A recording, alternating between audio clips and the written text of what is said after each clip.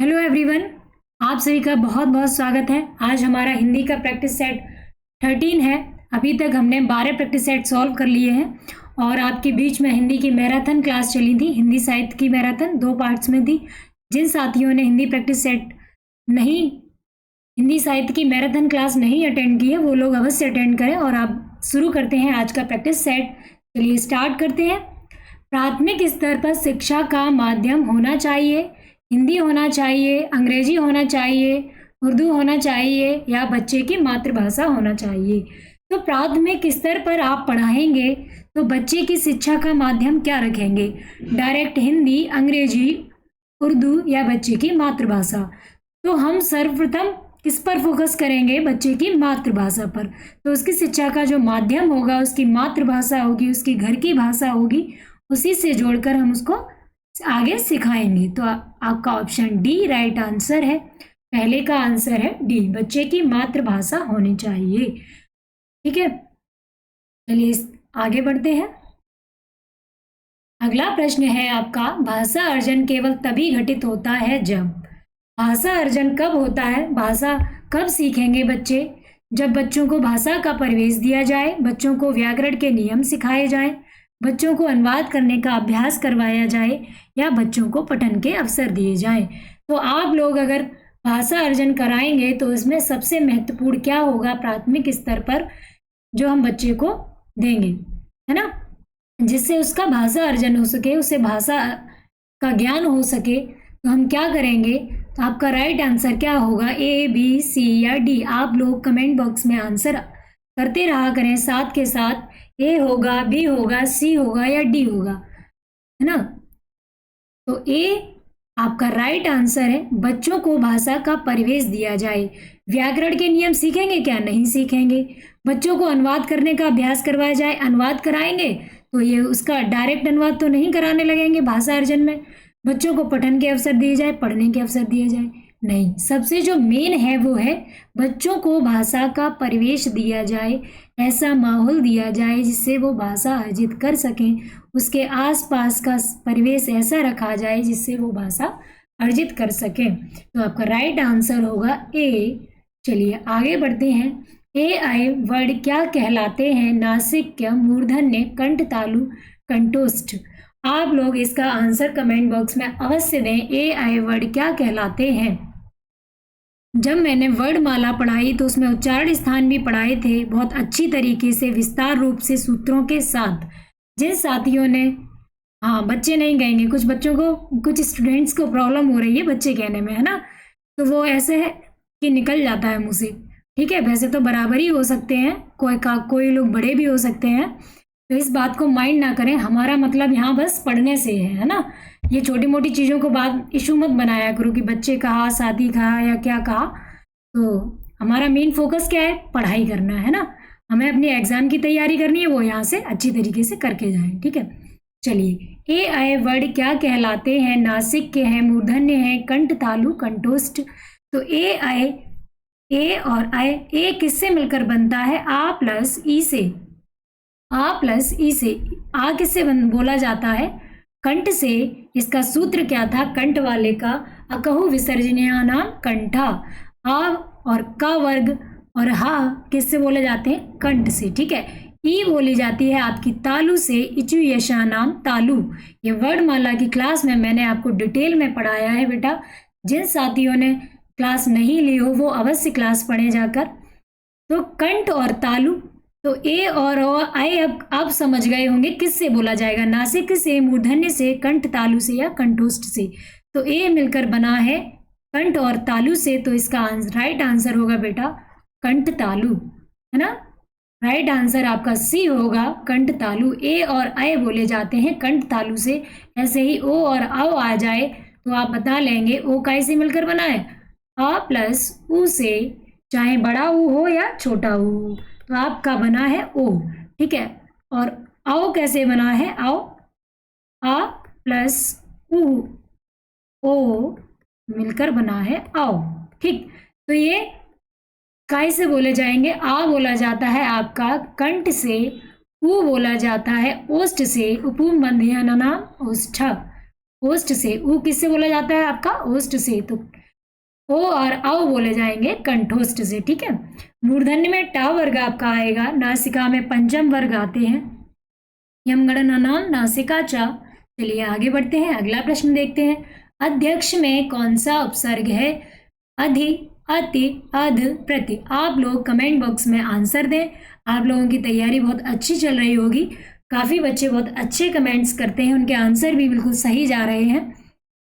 तो आप लोग कमेंट बॉक्स में आंसर करें। उपसर्ग, तो जो वे शब्दांश, उपसर्ग किसे कहेंगे? वे शब्दांश जो किसी शब्द के आगे लगकर उसका अर्थ बदल दें या विशेषता ला दें तो क्या कहलाते हैं? उपसर्ग। अधि उपसर्ग होगा, अति होगा, अध होगा, प्रति होगा। तो हम इसको तोड़ लें। अधि प्लस अक्ष ई और आ मिलकर बन गया या। इसमें कौन सी संधि होगी? आप लोग कमेंट बॉक्स में आंसर करें, इसमें कौन सी संधि होगी अध्यक्ष में, ठीक है। ई कन्वर्ट हो गई या में, तो कौन सी संधि होगी ये आप लोग कमेंट बॉक्स में आंसर करेंगे, ठीक है। अध्यक्ष में कौन सा उपसर्ग है? तो अध्यक्ष में आपका बेटा राइट आंसर है ऑप्शन ए अधि। अधि उपसर्ग है अध्यक्ष में, ये याद रखना, ये ध्यान रखना इस पर, ठीक है। ऐसा मत कर देना यहाँ अध लिखा हो, आधा हलंत लगा हो, तो इसको ही समझ लें, ठीक है। तो ये राइट आंसर आपका अधि होगा, ठीक। आगे बढ़ते हैं। इनमें से पुल्लिंग शब्द कौन सा है? दया, निर्धनता, बुढ़ापा या दुर्घटना। अब पुल्लिंग शब्द कैसे पहचानेंगे? कभी आपके पुल्लिंग, स्त्रीलिंग ऐसे लिंग पूछे जाएं तो आपको पहचानने का तरीका है कि आप उसके वाक्य बना लें, है ना। राम को उस पर दया आ गई। आ गई तो यानी कि दया कैसा वर्ड है? स्त्रीलिंग। निर्धनता बड़ी बुरी चीज है, ऐसे तो निर्धनता तो कैसा शब्द है? ये भी स्त्रीलिंग है। दुर्घटना घटी तो ये कैसा शब्द है? ये भी स्त्रीलिंग है। तो आपका पुल्लिंग क्या होगा? बुढ़ापा। मोहन पर बुढ़ापा आ गया, तो ये कैसा शब्द है? बुढ़ापा, पुल्लिंग। तो आपका राइट आंसर होगा सी, बुढ़ापा। बढ़ते हैं अगले प्रश्न की ओर। आपका अगला प्रश्न है, चूहा बिल से बाहर निकला, इनमें से कौन सा कारक है? संप्रदान कारक, अपादान कारक, करण कारक, संबंध कारक। आप लोग कारक चिन्ह अच्छी तरीके से पढ़ लें, इससे संबंधित प्रश्न आ सकता है। तो कारक चिन्ह कैसे? कर्ता ने कर्म को करण से संप्रदान के लिए, से के द्वारा, ठीक है, द्वारा वगैरह के लिए क्या लगाएंगे? तृतीया, से के द्वारा। संप्रदान के लिए, संप्रदान के लिए, संप्रदान का चिन्ह होगा क्या? के लिए। अपादान, अपादान आपका होगा से अलग होना, से वर्ड लगा होगा उस, और ये होगा अलग होने के लिए, अलग होना, अलग हो रहे हैं, है ना। गंगा हिमालय से निकलती है तो कौन सा कारक होगा? अपादान कारक। कर्ता ने कर्म को करण से संप्रदान के लिए, अपादान से अलग होना, संबंध। षष्ठी में आएगा, षष्ठी विभक्ति, विभक्तियां भी इसकी पता हो। संबंध, संबंध होगा, संबंधी नहीं, संबंध कारक, ठीक, संबंध कारक। इसमें आएगा संबंध का, की, के, रा, री, रे, मेरा, मेरी, मेरे, ऐसे है ना, रा, री, रे।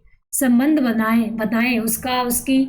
तो का, की, के, रा, री, रे ये शब्द आए तो वहां आपका संबंध कारक होगा। और अधिकरण कारक आपका होगा अधिकरण, मैं और पर, मैं, पे, पर, ठीक।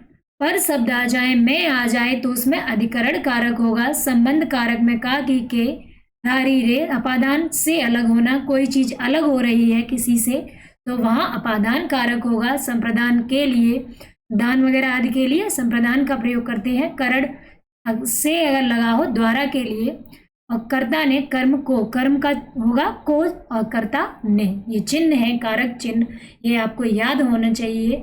अब कभी ऐसा प्रश्न बन जाए तो आप हल कर लें।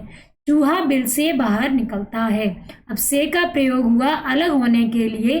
वृक्ष से पत्ते गिरते हैं, इसमें भी कौन सी विभक्ति, कौन सा कारक आएगा? अपादान कारक। तो आपका राइट आंसर होगा अपादान कारक। चूहा बिल से बाहर निकलता है, गंगा हिमालय से निकलती है। ऐसे कोई शब्द वाक्य आ जाए तो उनमें अपादान कारक होगा। आप लोग इस बात को ध्यान रखें। चलिए आगे बढ़ते हैं। नवोड़ा का संधि विच्छेद है। नवधन ऊड़ा, नवधन ऊड़ा, नवोधन ड़ा, न धन ओड़ा। आप लोग कमेंट बॉक्स में आंसर करें, ए होगा, बी होगा, सी होगा या डी होगा। जल्दी से जल्दी आंसर करें। अब तो आप संधि विच्छेद करना सीख गए होंगे। नव प्लस क्या होगा, नव। आप उड़ा और उड़ा इसमें कंफ्यूज होंगे, तो आपका जो राइट आंसर है बेटा वो बी है, नवधन ऊड़ा। नवधन ऊड़ा, आ और आ स्वर निकला, इससे ऊ स्वर निकला, बन गया ओ। ठीक है, ये कौन सी संधि है बेटा, आप लोग आंसर करें कौन सी संधि है। तो ये गुड़ संधि है। कौन सी संधि है, गुड़ संधि। ठीक है, आगे है आपका प्रश्न 8वां। जय पराजय में कौन सा समास है। बहुब्रीहि। ठीक, अव्ययी भाव, बहुब्रीहि, द्वंद्व या द्विगु। आपका कौन सा समास होगा, अव्ययी भाव, बहुब्रीहि, द्वंद्व या द्विगु। जय और पराजय ये विलोम जैसे शब्द हैं, दो पद हैं इसमें और दोनों पद प्रधान हैं, तो कौन सा अलंकार, कौन सा समास होगा, अव्ययी भाव, बहुब्रीहि, द्वंद्व या द्विगु। अब हमने पढ़ा था कि अव्ययी भाव में अव्यय, पहला शब्द अव्यय होगा जो बदलेगा नहीं, है ना। यथाशक्ति, प्रति, ऐसे कोई उपसर्ग आगे लगे होंगे, तो ये उपसर्ग तो इसमें आगे नहीं लगा। बहुब्रीहि, बहुब्रीहि में अन्य पद प्रधान होता है ना। जैसे हम कह दें चंद्रशेखर, तो दो पद हैं चंद्रशेखर, तो चंद्र और शिखर, चंद्र है शिखर जिसके अर्थात शिव, अन्य पद प्रधान हो वहां बहुब्रीहि समास। ठीक, यहाँ पर क्या होगा, शिव अर्थात शिव, अर्थात शिव, तो अन्य पद प्रधान है तो बहुब्रीहि समास। द्वंद्व समास में क्या होगा, द्वंद्व मतलब युद्ध, दो लोग हों, जहाँ विलोम शब्द जैसे पॉइंट या डैश लगा हो, अगर इसको खोलते हैं तो और या आ जाए बीच में, तो वही कैसे होते हैं, द्वंद्व समास होते हैं आपके। तो राइट आंसर है सी, जय और पराजय ये दो विलोम शब्द हैं, द्वंद्व समास में ये आएंगे। ठीक है, इसको ध्यान रखेंगे। द्विगु समास में पहला पद संख्यावाची होता है, पहला पद संख्यावाची। ठीक है, पहला पद संख्यावाची होगा। कैसे कि हम लिख दें नवग्रह, तो नव शब्द कैसा है, संख्यावाची है, तो दो पद है नव और ग्रह, पहला पद संख्यावाची। ठीक है, अब आप अच्छे से समझ गए होंगे। बढ़ते हैं अगले पृष्ठ की ओर। निम्नलिखित में से पूर्वकालिक क्रिया कौन सी है। आपने अगर क्रिया अच्छी तरीके से पढ़ी होगी तो आप तुरंत छांट लेंगे इसको। सीता घर बैठी थी, वह कल आया था, राम मोहन को मारकर भाग गया, खून खौलना। इसमें पूर्वकालिक क्रिया कौन सी है। पूर्व माने पहले, काल मतलब पहले हो चुका है वो काम, फिर दूसरी क्रिया स्टार्ट हो जाए, वहां पूर्वकालिक क्रिया होगी। तो आपका सही आंसर कौन सा होगा, सीता घर बैठी थी, वह कल आया था, राम मोहन को मारकर भाग गया, खून खौलना। तो मार कर इस शब्द में पूर्वकालिक क्रिया होगी, मार कर भाग गया, यानी कि भाग गया और उससे पहले एक क्रिया हुई मार कर, है ना।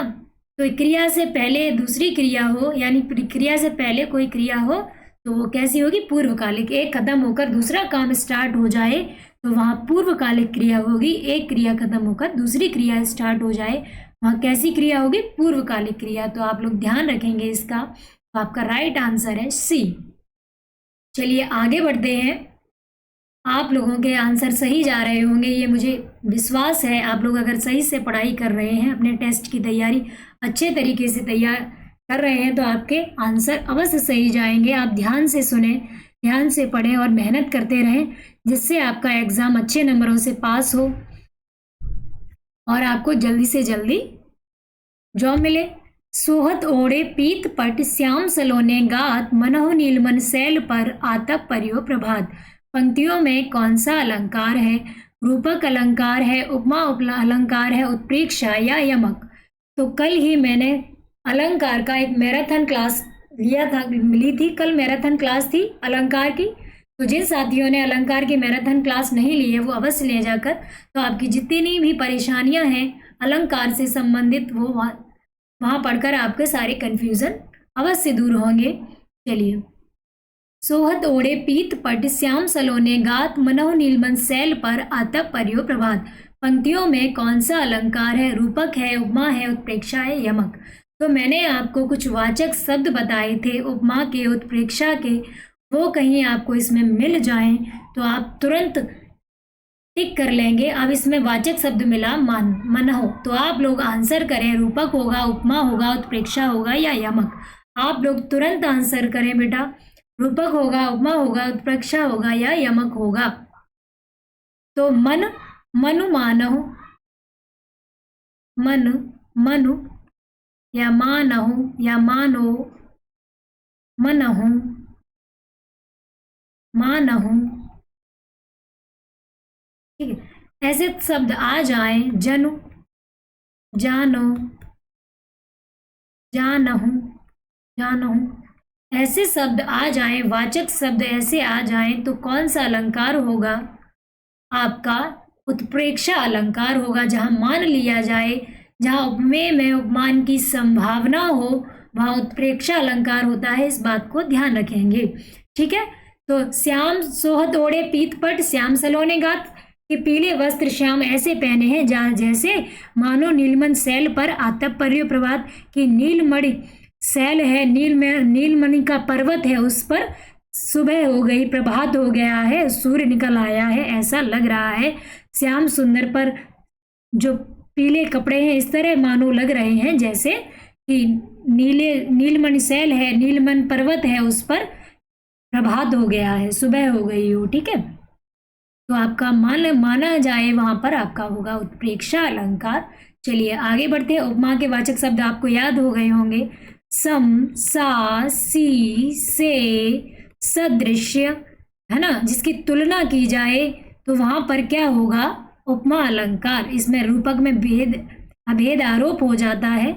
यमक आपने पढ़ा होगा, शब्द अलंकार है। चलिए आगे बढ़ते हैं। उत्तर और पश्चिम के बीच की दिशा क्या कहलाती है? उत्तर और पश्चिम के बीच की दिशा, इन दिशाओं को आप याद रखेंगे। उत्तर और पश्चिम के बीच की दिशा क्या कहलाती है? तो आप लोग इस पर गौर करें। वायव्य कहलाएगी, आग्नेय कहलाएगी, ईशान कहलाएगी या नैऋत्य, ठीक है। अभी तो हमें केवल इतनी कितनी दिशाएं मालूम थी? उत्तर, दक्षिण, है ना, पूरब, पश्चिम। तो आपको 4 दिशाएं मालूम है, उत्तर, दक्षिण, पूरब, पश्चिम, ठीक है। अब इसमें आपसे पूछा है उत्तर और पश्चिम की बीच की दिशा क्या कहलाएगी? अभी सारी नोट कर लेना, पेन और कॉपी साथ रखकर बैठा करें आप लोग, तो आपको ज़्यादा आसानी होगी। आपके नोट्स भी तैयार होते रहेंगे, मेन पॉइंट्स आपके तैयार होते रहेंगे। उत्तर और पश्चिम, इसके बीच की दिशा पूछी है आपकी, तो ये है वायव्य।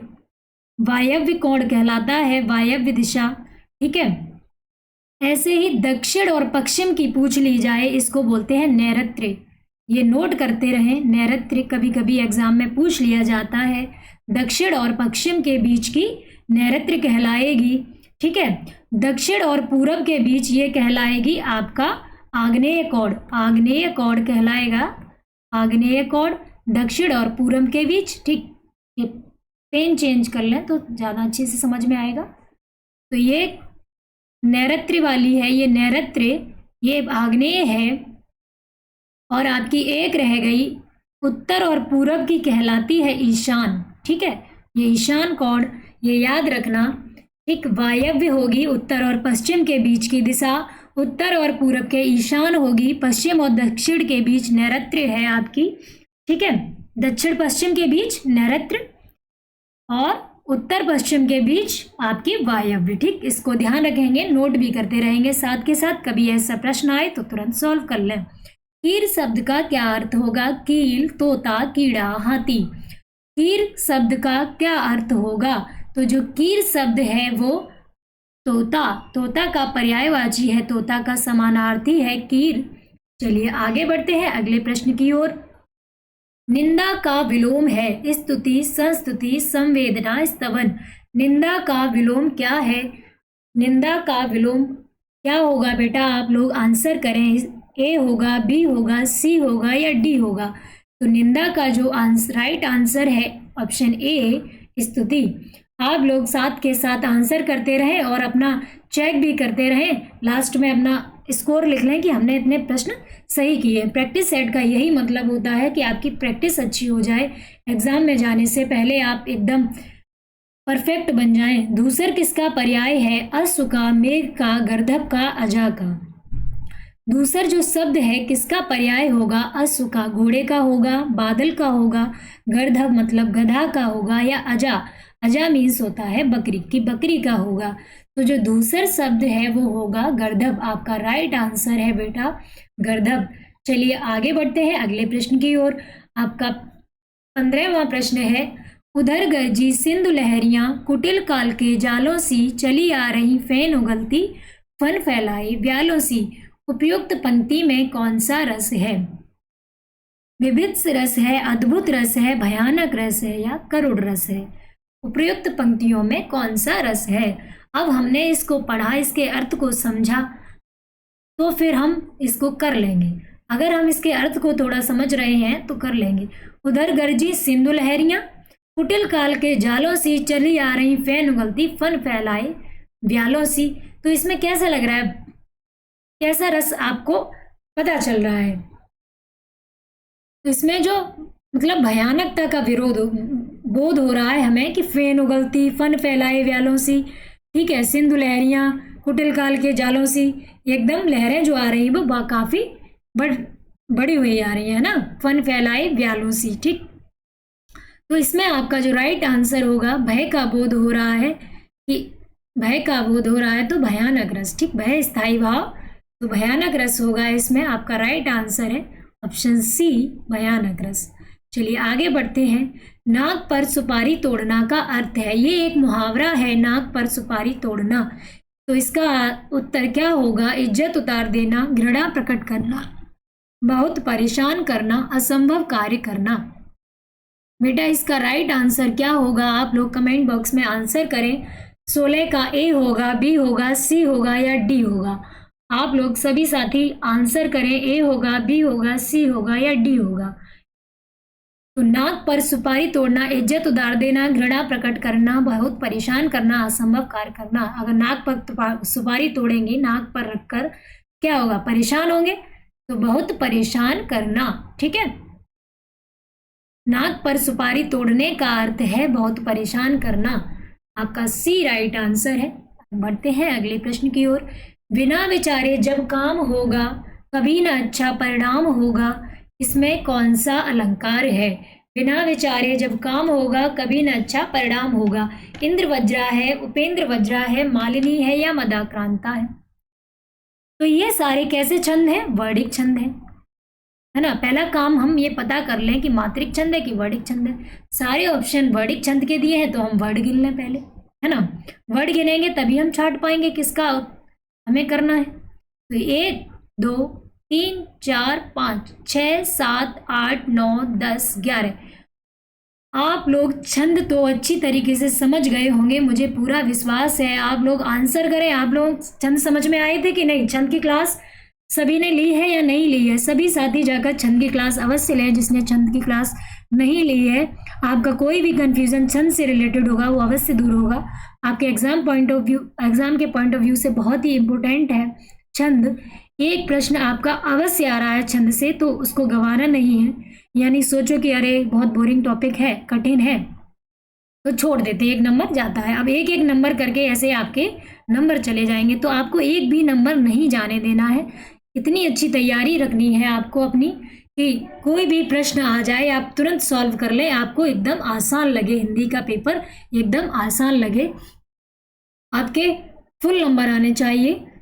चलिए, तो इसमें हम समझते हैं तो 11 हैं, है ना। इस वाले में भी 11 ही होंगे।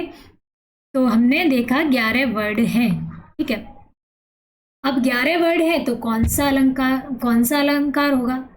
वो सॉरी छंद होगा, अलंकार नहीं, छंद, ठीक है। छंद है ये, तो कौन सा छंद होगा? तो हमें ये याद भी होना चाहिए। हमने क्लास में सबके बताए हैं कि इनमें कितने वर्ड हैं। इंद्र वज्रा में 11 वर्ड हैं, मालिनी में 15 वर्ड हैं, मदाक्रांता में 17 वर्ड हैं, उपेंद्र वज्रा में 11 वर्ड हैं। अब यही समस्या आ गई कि 11 11 के 2 हो गए, अब टिक कैसे करें। तो हमने बताया था गढ़ क्रम। क्या बताया था आप लोगों को, एक मिनट। हमने आपको क्लास में गढ़ क्रम बताया था। आप वर्णिक छंद की पहचान जिनके समान वर्ण है उनकी ऐसे ही कर सकते हैं, उनका गढ़ क्रम आपको याद करना होगा। ठीक है, तो हम इंद्र वज्रा का गढ़ क्रम लिख लें और उपेंद्र वज्रा का, इन्हीं दोनों में तो कंफ्यूजन है। तो इंद्र वज्रा का आपका गढ़ क्रम क्या होगा, तगड़, ये रट लें, कुछ तो रट ही लें जो आ जाए। तो ज्यादातर आपके इंद्र वज्रा, उपेंद्र वज्रा और शालिनी वगैरह इनसे आ रहे हैं। तगड़ इंद्र वज्रा का होगा तगड़ तगड़ जगड़ अब और दो गुरु। ठीक है, तो जिन बच्चों ने ये क्लास ली है वो लोग आसानी से समझ रहे होंगे कि ये गढ़ क्या है। ठीक है, तो तगड़ हम कैसे बनाएंगे, हमें सूत्र याद है, यमाता राज भानस लगा, भानस लगा। ठीक है, अब 3 अक्षर लेके ता से शुरू है, ताराज, तो यहाँ पर ताराज, ताराज लिखेंगे। ठीक है, यहाँ पर तगड़ फिर है तो फिर ताराज हो गया आपका। जगड़ जा से लेंगे जबान, तो यहाँ लिखेंगे जबान। अब इनकी मात्राएं लगा लेंगे, 1 मिनट पेन चेंज कर लेते हैं। ठीक है, अच्छी तरीके से समझ में आ जाएगा। हाँ, अब 2 2 1, 2 2 1, 1 2 1। ठीक, और फिर लास्ट में 2 गुरु। ये हमारा गढ़ क्रम बना किसका, इंद्र वज्रा का। किसका बना रहे हैं, इंद्र वज्रा। ठीक, अब देखें क्या इंद्र वज्रा हमें मिल रहा है कि नहीं मिल रहा है। तो हमने यहाँ पर मात्रा बनाई 1, इसमें कितनी लगेगी बे, ये छोटी की मात्रा है तो लघु मात्रा लगेगी, इसमें दीर्घ मात्रा लगेगी, इसमें लघु लगेगी। अब हमें यहीं से पता चल गया ये इंद्र वज्रा नहीं है, ये क्या है। अब बचा क्या, उपेंद्र वज्रा। तो राइट आंसर क्या होगा, उपेंद्र वज्रा, है ना। अब ये रट लिया तो हमें ये पता चल गया, लेकिन हम उपेंद्र वज्रा का भी गढ़ क्रम देख लेते हैं और आप लोग नोट कर लें इसके गढ़ क्रम को। उपेंद्र वज्रा का गढ़ क्रम, उपेंद्र वज्रा। अगर हमारा गढ़ क्रम सही होगा तो हम पार्डिक छंद अच्छी तरीके से समझ लेंगे। तो गढ़ क्रम है जगड़, तगड़ और जगड़। ठीक है, जगड़। अब यहाँ पर जगड़ और तगड़ लिखे हुए हैं, दोबारा लिखने की जरूरत नहीं है। जगड़ क्या क्या था, जबान 1 2 1, और तगड़ का 2 2 1, ताराज बना था, फिर 1 2 1। अब देखते हैं ये क्रम, और लास्ट में 2 गुरु, लास्ट में 2 गुरु मात्राएं लगेंगी। अब देखते हैं हमारा सही है कि नहीं। 1 2 1 मिल गया जगड़, तगड़ मिलता है कि नहीं, ये 2 2 1 मिल गया तगड़, फिर जगड़ मिलता है कि नहीं, 1 2 1, फिर जगड़ मिल गया, और लास्ट में 2 गुरु। तो आपका कौन सा राइट आंसर होगा, उपेंद्र वज्रा। इस तरह आप वर्णिक छंद को सही से समझ लें। जिन बच्चों ने, जिन साथियों ने क्लास नहीं ली है छंद की, वो अवश्य लें और अपना कंफ्यूजन दूर करें। चलिए आगे बढ़ते हैं। अगला हमारा प्रश्न है, चंद्रकांता उपन्यास के लेखक कौन है। देवकी नंदन खत्री, शरद चंद्र, गोपाल राम गहमर, कौशिक। आप लोग आंसर करें, ए होगा, बी होगा, सी होगा या डी होगा। बेटा आप लोग साथ के साथ आंसर अवश्य करते रहा करें। चंद्रकांता उपन्यास के लेखक कौन है। देवकी नंदन खत्री, शरद चंद्र, गोपाल राम गहमर या कौशिक। तो आपका राइट आंसर है ऑप्शन ए, देवकी नंदन खत्री। ठीक है, चलिए आगे बढ़ते हैं। कौन कौन सी रचना आधुनिक काल का राम काव्य, कौन सी रचना जो है वो आधुनिक काल का राम काव्य है। रामचरितमानस, रामचंद्रिका, पौंचर्यु या साकेत। तो ये आधुनिक काल की बात कर रहे हैं। रामचरितमानस कब लिखी थी, भक्ति काल में ना। रामचरितमानस दिमाग लगाओ थोड़ा, है ना। अगर हमें नहीं भी मालूम है तब भी हम अपना दिमाग का प्रयोग करके, अगर हमने कुछ भी पढ़ा है उससे जोड़कर हम निकाल सकते हैं आंसर। रामचरितमानस आदिकाल की थी, क्यों आदिकाल, वो सॉरी भक्ति काल की थी। भक्ति काल के कवि थे तुलसीदास, रामाश्रय शाखा के, तो उन्हीं की थी रामचरितमानस। तो ये भक्ति काल का समय था। रामचंद्रिका केशवदास की है, अगर आपको मालूम हो तो। रामचंद्रिका किसकी, केशवदास की, ये भी उसी टाइम के हैं। ठीक है, भक्ति काल के। पौंचर्यु ये आदिकाल की है, ये किसकी रचना है, आप लोग आंसर करें। पौंचर्यु काफी बार मैंने प्रैक्टिस सेट में बताई हुई है, आदिकाल की रचना है। ये लिखी है स्वयंभू ने। ठीक है, स्वयंभू की रचना है पौंचर्यु। आदिकाल का वाल्मीकि कहा जाता है स्वयंभू को, इनके बारे में पता भी होना चाहिए। तो आधुनिक काल का जो राम काव्य है वो है आपका साकेत। आपका राइट आंसर होगा बेटा साकेत। और साकेत किसने लिखी है? हमारे राष्ट्र कवि मैथिली शरण गुप्त ने। साकेत किसकी रचना है? मैथिली शरण गुप्त की। ठीक है, ये इसको याद रखेंगे, मैथिली शरण गुप्त की है। इसमें वर्णन है, इसमें सब वैसे तो राम के परिवार के बारे में वर्णन है, लेकिन इसमें जो सबसे ज्यादा वर्णन दिया गया है इसकी, इस रचना की जो नायिका हैं वो है उर्मिला। उर्मिला का विरह वर्णन बहुत अच्छी तरीके से किया है कि आगे जो कवि थे उन सब ने, उर्मिला एक पात्र थी लक्ष्मण की पत्नी, उन सब ने इन पर ध्यान नहीं दिया, लेकिन जो हमारे मैथिली शरण गुप्त हैं उन्होंने इनकी पीड़ा को दर्शाया है साकेत में। उर्मिला इसकी नायिका है साकेत की। ठीक है, तो ये याद रखना आप लोग, ये साकेत के बारे में ये याद रखना। लक्ष्मण की पत्नी उर्मिला थी, उनके विरह और संताप का वर्णन है, और ये नई खड़ी बोली का प्रयोग किया गया है साकेत में। कभी कभी प्रश्न आ जाता है, तो साकेत ऐसा महाकाव्य है, मतलब काव्य है, ये काव्य रचना है मैथिली शरण गुप्त की, इसमें प्रयोग किया गया है खड़ी बोली का। ठीक है, वरना काव्य में ज्यादातर अवधी भाषा, ब्रज भाषा इनका प्रयोग किया जाता है, लेकिन साहित्य जो साकेत है आपकी वो खड़ी बोली में। ठीक है, ये द्विवेदी युग के कवि थे, तो ये खड़ी बोली साकेत में प्रयोग की गई है, इसको ध्यान रखेंगे, इससे भी प्रश्न बन सकता है।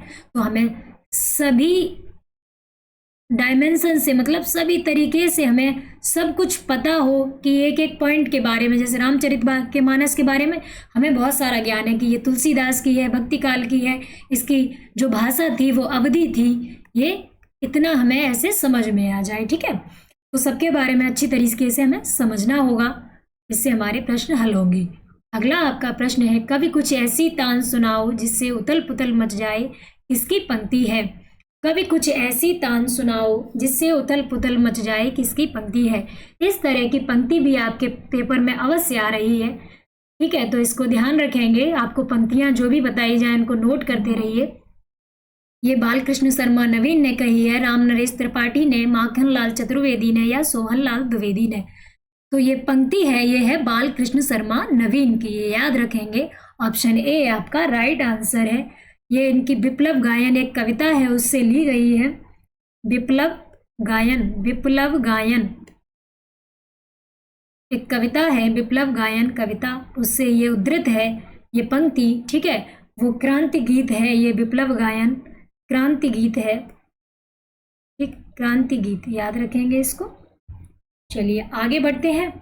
आगे हमारा आ गया पद्यांश। अब पद्यांश से संबंधित प्रश्न होंगे आपके। चलिए अस्ताक्षर पद्यांश को पढ़ लेते हैं, फिर उसका थोड़ा सा अर्थ समझेंगे, जितना हम समझ पाएंगे फिर आगे क्या करेंगे, हम इसके प्रश्न सॉल्व करेंगे। तो अस्ताचल रवि जल छल, अस्ताचल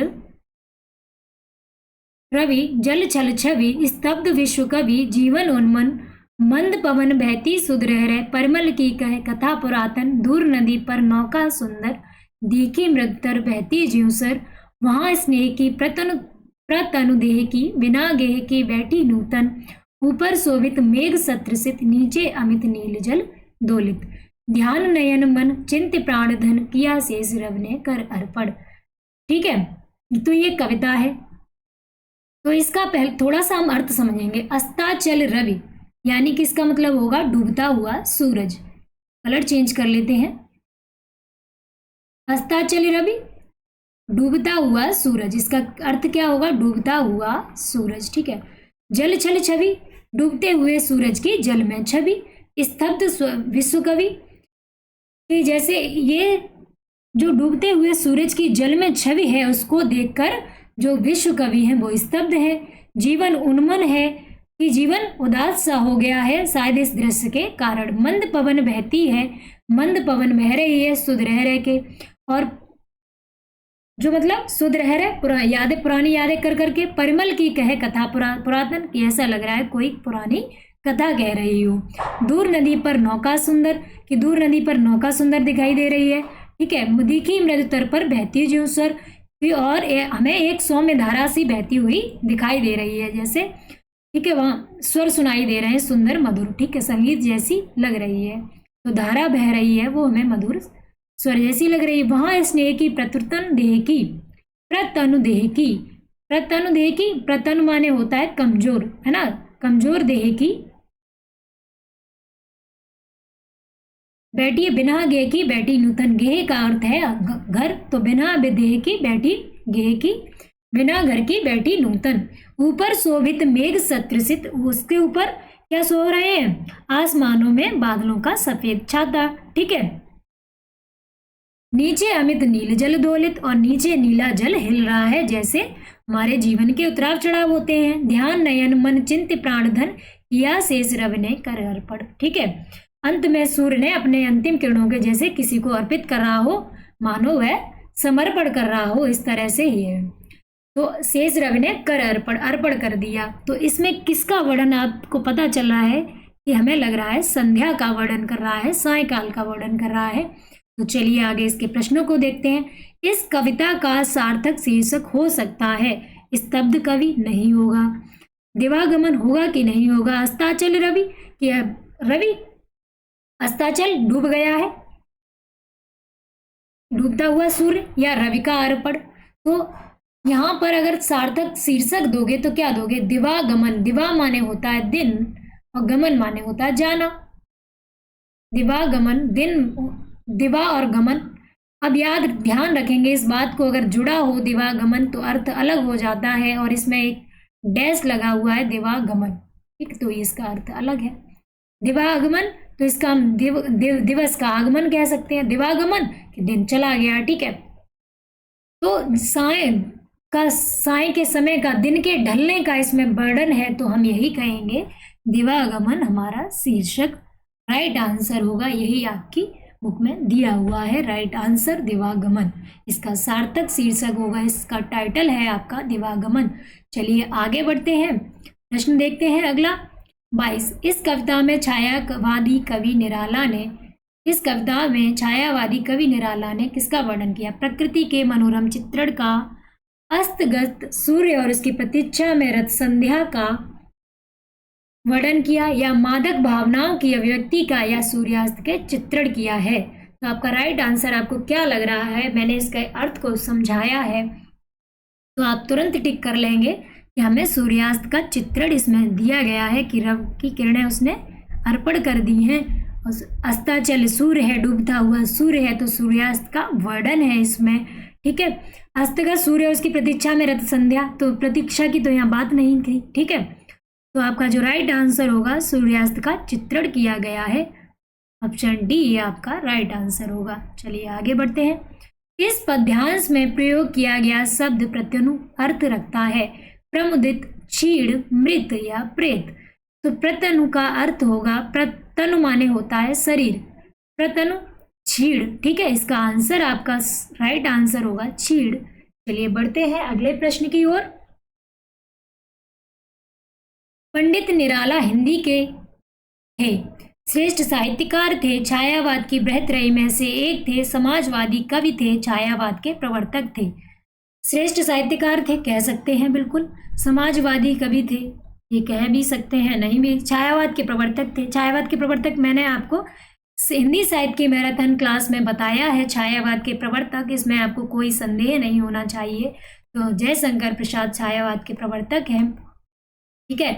हमने आपको जो मैराथन क्लास पढ़ाई है हिंदी साहित्य की, उसमें बृहत्त्रयी, गद्यत्रयी ये सभी बताए हैं। तो जो छायावाद की बृहत्त्रयी है वो कौन है, उसमें कौन कौन से कवि आएंगे, तो आपका जो राइट आंसर होगा, तो जो निराला जी हैं वो छायावाद की बृहत्त्रयी में से एक है, ठीक है। बृहत्त्रयी में कौन से कवि आ रहे हैं, जयशंकर प्रसाद, जयशंकर प्रसाद, पंत और निराला, ये आपके बृहत्त्रयी में आएंगे, ठीक है। सुमित्रा नंदन, पंत और निराला ये बृहत्त्रयी में आएंगे, ठीक है। इनको याद रखेंगे। जयशंकर प्रसाद नाटक सम्राट है, पंत प्रकृति के सुकुमार कवि हैं, ठीक है। निराला को महाप्राण भी कहते हैं, ठीक। और इन्होंने मुक्तक छंद की, इन्हें मुक्तक छंद बनाया, मतलब प्रणेता माने जाते हैं ये मुक्तक छंद के, ठीक है। चलिए बढ़ते हैं अगले प्रश्न की ओर। अगला हमारा प्रश्न है, उपयुक्त पद्य में प्रयुक्त गेह शब्द का प्रयोग अर्थ रखता है गेहूं का, एक जीव का, घर का, द्वार का।